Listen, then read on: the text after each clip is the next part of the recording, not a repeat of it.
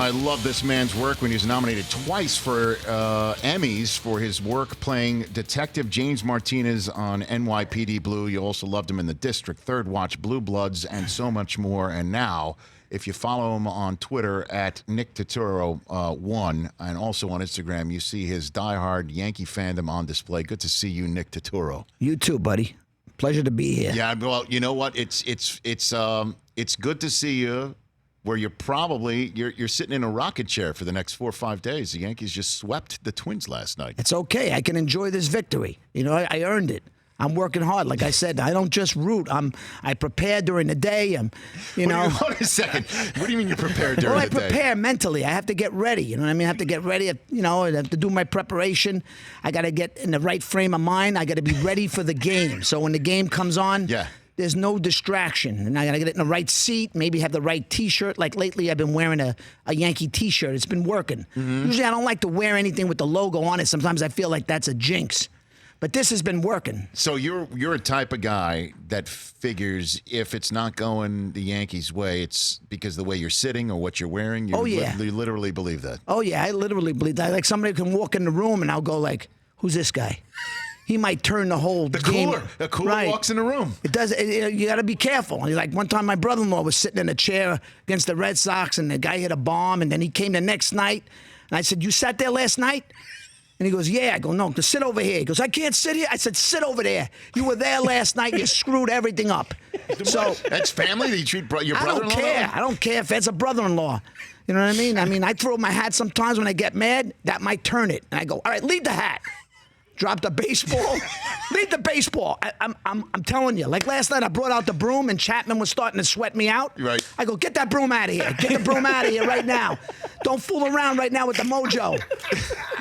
I can do that in my house. When I'm at the stadium, at least I'm with people like me that I can relate to, so I don't have to do that.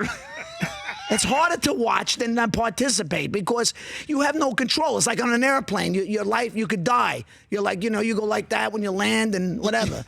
So you're out of control. At least when you're acting or you're doing the scene, it's you. Right. You can screw it up or, you have control of it.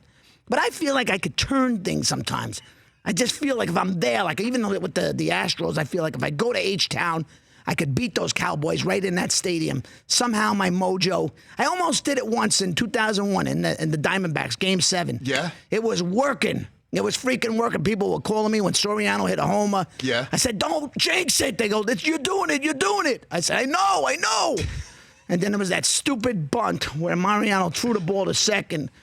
Never should have did that. Changed the whole inning. It did change I was almost in tears. Imagine driving back in the desert 5 hours after a lost Game 7 like that. You're in tears, huh? Oh, yeah. Some guy goes, wow, you're a real fan. I said, yeah, I know.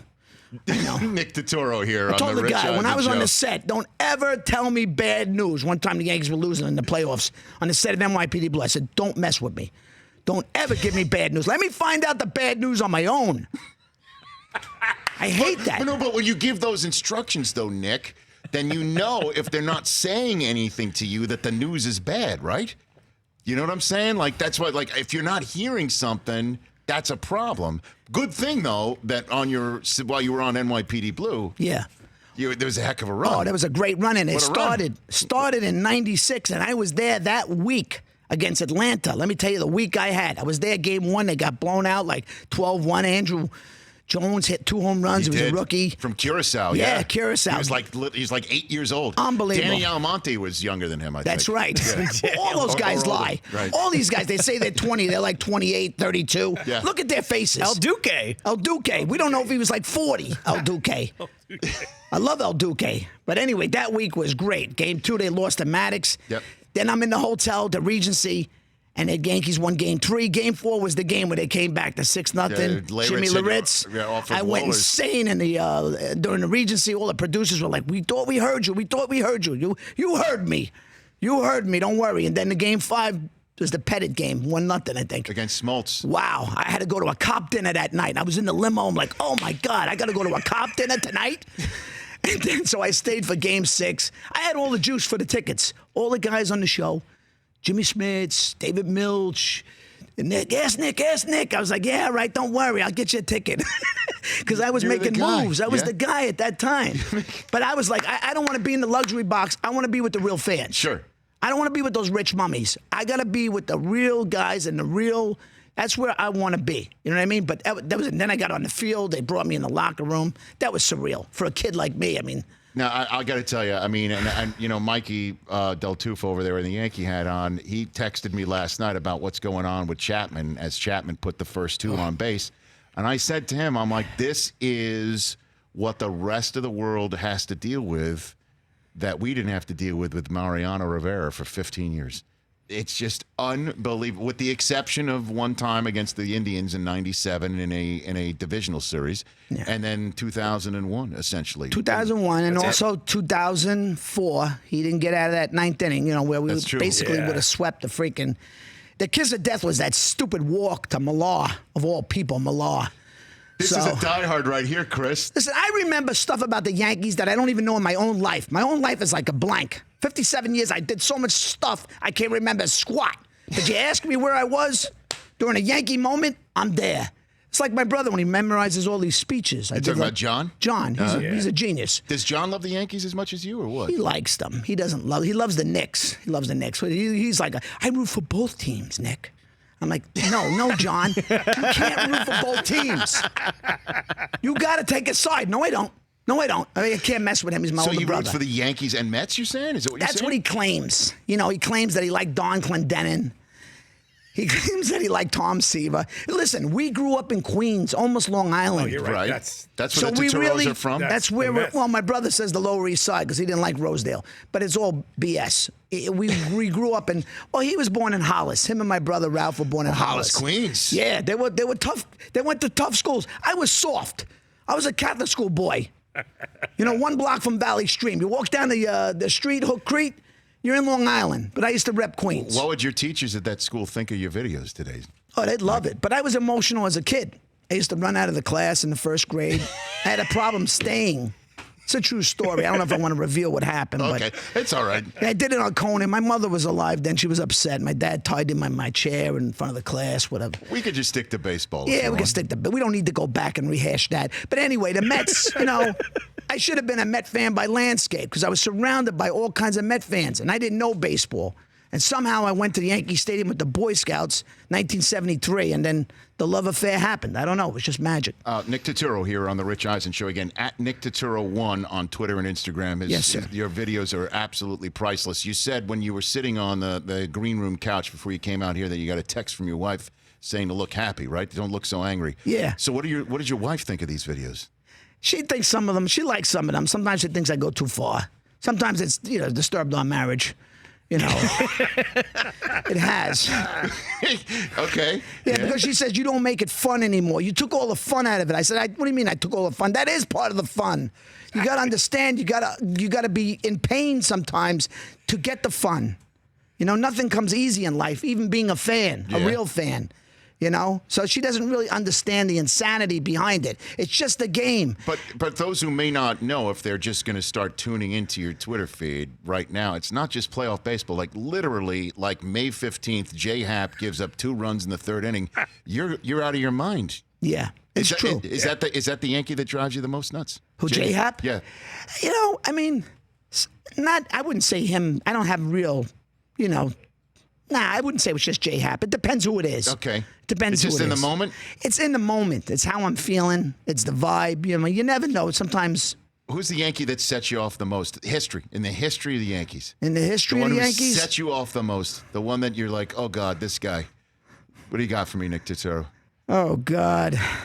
Ed Whitson? I don't know. Poor Eddie Whitson. No, that was a joke. Terrible. That was a joke. I know. That was a dreadful. How about Jesse Barfield, huh? Oh, God, he wasn't a good Yankee. How many times did he swing at something 15 feet outside the zone? Yeah, the 80s were a lot of guys in the 80s. There's a lot of guys in the 80s that, you know, you had high hopes for, like Steve Kemp. I thought he was going to be a good Yankee. Turned out to be a bum. He did. You know, he was a good Tiger. Some guys cannot cut it. It's like, I mean, you know, I don't want to say who can't cut it on this team, but there's a guy there that don't belong. I better not say. On the current Yankees? I don't want to say. You don't want to jinx it? I don't want to jinx it. I'm rooting for him. Does it rhyme with no comment. me and Marlo Franton? Looks like it does. I want Mike Ford on the next round. You want him Princeton out kid. there in I left, want him huh? out. No, not in left. I just want him on the team. I want that lefty bat. Okay. They need to re-sign Didi Gregorius too. Who do you? Well, that goes without saying. Yeah. That goes without saying. What do you think happens in the NL Series, Nick? Who do you think goes to the World Series out of the National League? I think the Dodgers got Buehler Game 5. Hopefully they don't choke. I think the Dodgers will pull it out. But it's not going to be easy. Cardinals, Braves. I don't know. The Braves. The Braves have just something about them. You know what I mean? They just they're young, and any of these kids could just crush it. They're talented. I also think Freddie Freeman's injured. He's probably hurt. He's been not good this series. Yeah. I mean, there's a lot of guys that are hurt. But, Yeah. I mean, like Didi's been hurt. He's starting to finally find it. So, they just got to find a way to get it done. But, I mean, the Braves are a scary team. Yeah. And they're kind of stupid, too, the way they play the game sometimes, Yeah. They're not smart, these guys. Like Acuna. There's like somebody's got to sit that kid down and talk to him. But they're young enough to not know what they don't know. Exactly. Yeah. Yeah. And I love Donaldson, man. You know how I love the bringer of rain. Yeah, he's a beast, but he's got to come through. They left too many guys on base yesterday. You can't do that in the postseason. Postseason baseball is completely different. Forget about launch angle. Forget about the home run. Get the runs in. Yep. Move the guy over because, you just got to chip away in the postseason. You're not going to always put up 7 runs like they did the other day. Certainly if you got to beat Verlander, as the Rays have to do. Our researcher right over there, El Zuro, he's way in the deep over there. He and Dick Vitale are the only Tampa Bay Ray fans I know of until now. Yankee fans are like, go, you Rays. Absolutely. Let's push them to the brink. Let's push them to the brink. Let's let them sweat it out. Let them have a Game 5. That'll be good for us. Let them sweat. And anything can happen in that Game 5, huh? Anything can happen. You don't want it to come to that, Yeah. I wouldn't mind.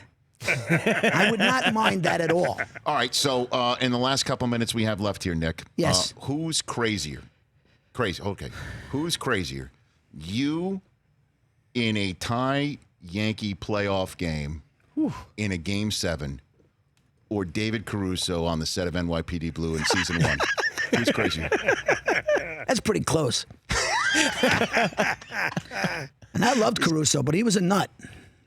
He was a nut, but I did love the guy. You did love the guy, Yeah, huh? I did love him because we had like a chemistry. He liked me. I liked him. And, he was kind of self-inflicted. So I used to always be like, what's wrong? Why are you so upset? You're like, they made you the biggest star on TV. And he was like, I used to say, he's misunderstood. And people would say, that's your guy. That's your buddy. I used to stick up for the guy. Mm-hmm. But Well, it worked out for him. it worked out. The guy's lucky. The guy got back on TV taking his glasses on and off. He never threw me a bone. He was asking me to help him. I tried to help him. And then I was like, hey, Dave, they're having a spinoff. Oh, yeah, I heard something. Yeah. Meanwhile, I was in a room one time yelling at all these agents. And he was sitting there going, who would have thought Turturro would be the bad guy? I was like, yeah. Go figure that, Caruso. But he was terrific on that show. He was really wonderful. And we had some great scenes, some great moments. I remember early on in the show, I had very little to do. So I was like a nervous wreck. I'm like, I hope I don't suck. These guys are great. I hope I can just hang with these guys, Steven Bochco and Milch. These guys were like gods. And I was like, hey, Dave, am I okay? And he's like, are you okay? You're beautiful, kid. Beautiful. He goes, whatever you got doing, don't let anybody mess with you. I was like, what does that mean? He goes, it means what it means. Just don't let them get in your head. I was like, okay. So he took me under his wing, He was always like, we got to get back to the big screen. I go, what? Get back to what, Dave? This is great. We're like, we're the champions of the world right now. Greatest show on network television at the time. Well, your first credit was Do the Right Thing. So was Do the Right Thing, just doing voiceovers, screaming racial obscenities. That was like my first credit. That's what got me apart. Spike brought me in to like scream, and then he like went nuts. And he was like, Nick meant it, And he's like, he's the first guy that actually told me that I think you got something. I always knew I had something, but I just had to have somebody like Spike to tell you that. Now, have you seen him at a Yankee game? I mean, I have. Spike's a big Yankee fan. He is. I wouldn't say he's bigger than me, but he's big. Well, I don't know. Honestly, I've known Yankee fans. I've known them for 40 years, 50 years. I'm a 50-year-old guy. You are. I've never met anyone quite like you. You are into it. You are diehard, and sometimes I do need to see you doing what you're doing to get me through what I'm trying to living and dying, this sort of thing. Yeah, but and sometimes I feel for you because you do really take it very hard. It makes my night a lot better when they win. I'm a lot happier, feel a lot sexier. You know what I mean? Testosterone level rises. Let me tell you, it's Who knew? Who knew? You know what I mean? It's a good high for me. You know, even if I have to go act, my brain starts to get more channeled. Consult your doctor to see if Gregorius is right for you. Hey, Breaking Bread, I got a great podcast. You guys got to check it out. Where are we going to do that? You watch it on YouTube. Okay. It's really funny. My son is like the co-host. We've had a lot of great guests. It's very good. Breaking Bread. It's we have like a cult audience. We haven't blown up yet, but this is going to help. So yeah. So is this the same son who filmed you? Yeah, he filmed me, and I got 2 episodes of SVU right now. So I'm going to New York. Perfect timing. Like the baseball gods wanted me there. Okay. So I'll be there at the stadium this next round. Okay. So that's a good sign. Unless the Rays pull it out and the Yankees get home field, Nick. Hey, listen. I mean, if that works. If it works, God bless. We still got to win one way or another. We got to win the whole damn thing this year. We can't come up with this lame thing. You know, it's 10 years. But look at it. 2009, they swept the Twins. 2019, swept them. And they get by these Astros or whoever. They're going to get it done. Bless you, Nick Turturro. Thank you. Thanks for coming on. Anytime. Let's do it again. Seriously. Let's do it again. When you come, anytime. We'll do it again, and we'll see how far the Yankees take things. Okay. I had a blast. At Nick Turturro 1, Thank Twitter you, and guys. Instagram. I'm telling everyone out there, you deserve to follow Nick Turturro. Nick doesn't deserve you following him. You deserve to follow Nick Turturro. That is a fact. That's a fact. And also, sometimes you got to keep the volume a little low and make sure the kids are in bed when you hit play. But don't forget, there's knowledge behind what I say. It's just not somebody screaming. Don't let the guy without a shirt You're right. using a broom pounding his that he chest. had taken out of the room because Chapman put the first 2 on. That's me. Don't let that fool you. That's me feeling my weight. That's me feeling my sexy. I'm very comfortable with my body, even though my brother said I should lose a lot of weight.